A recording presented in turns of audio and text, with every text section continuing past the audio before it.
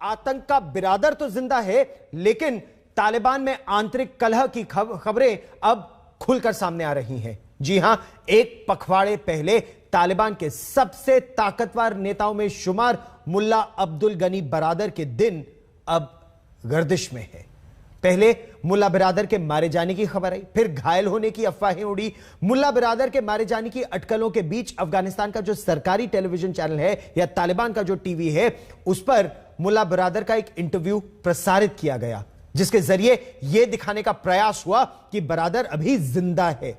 लेकिन मुल्ला बिरादर के बहाने तालिबान सरकार में जो कलह है इस समय, वो खुलकर सामने आ गई।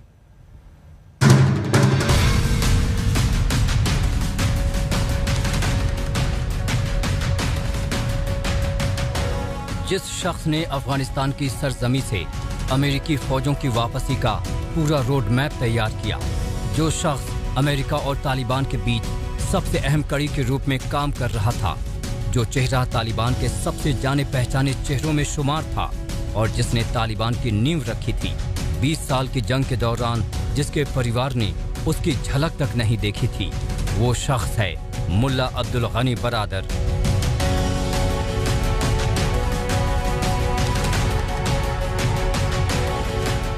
जब तालिबानी आतंकियों ने एक एक करके अफगानिस्तान के सूबों पर अपना झंडा फहरा दिया, जब तालिबान के लड़ाकों ने आनन फानन में काबुल को कब्जा लिया, तब मुल्ला बिरादर की सबसे ज्यादा चर्चा थी। तय माना जा रहा था कि वो देश की कमान संभालेगा, प्रधानमंत्री बनेगा। तालिबान की सरकार बन गई, राष्ट्रपति भवन पर तालिबानी लड़ाकों का कब्जा हो गया, तालिबानी नेताओं के हाथों में देश की कमान आ गई। लेकिन मुल्ला बिरादर से देश के प्रधानमंत्री की कुर्सी छिटक गई। इसके बाद बीते एक हफ्ते में ऐसा क्या हुआ कि मुल्ला बिरादर लापता हो गया? तालिबान के सबसे ताकतवर नेता की झलक तक किसी को नहीं मिल पाई। अफवाह ये उड़ी कि राष्ट्रपति के महल में एक हिंसक झड़प हुई। तालिबान सरकार में शरणार्थी मंत्री खलीलुर रहमान हक्कानी और बिरादर के समर्थक भिड़ गए थे।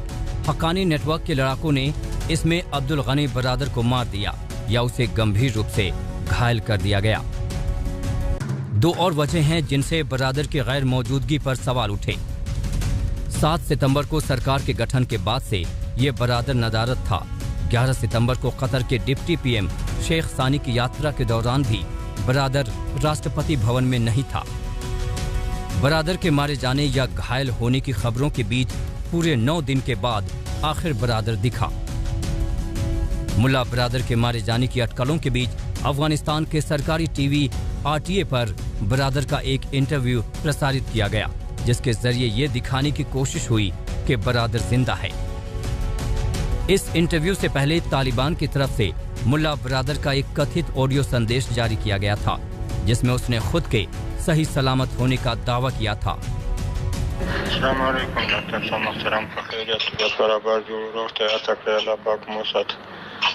تاسو سره نو دغه پرسنوي په مطبوعاتو کې خبره پورته کیږي. زه په دغه شپو کې په سفر وتلی وم، نو بلې خوا چې تللی وم، الحمدلله ټول ملګري مو جوړ روغ تیار ته کړی. بس دا کومې رسنۍ چې دا اکثره وخت دغه چې بیا دا تبلیغات او شرموونکي دروغ وایي، نو د دغه په باب باندې بس خپله په جرأت سره دا خبره رد کړه. کوم خبره نشته، نه کوم مشکل شته، الحمدلله. بس سل پسل کی اطمینان در کو آدم وساتا دعاگانی کوئی. السلام علیکم ورحمۃ اللہ وبرکاتہ।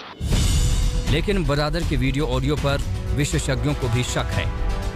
बरादर जिंदा है या मुर्दा, ये एक ज्वलंत प्रश्न है, क्योंकि एक ऑडियो टेप रिलीज हुआ है ये कह करके कि बरादर की आवाज है, जिसमें वो कह रहा है कि मैं मरा नहीं, मैं जिंदा हूं, और ये सब मीडिया प्रोपेगेंडा है और मेरी आप चिंता ना करें।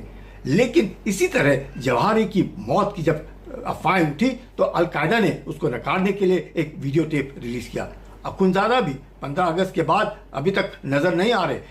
और सबसे बड़ी बात, जब कतारी डेलीगेशन काबुल पहुंचा है, उस डेलीगेशन को मिलने के लिए भी बरादर नहीं थे। तो जरूर कुछ न कुछ तो दाल में काला है।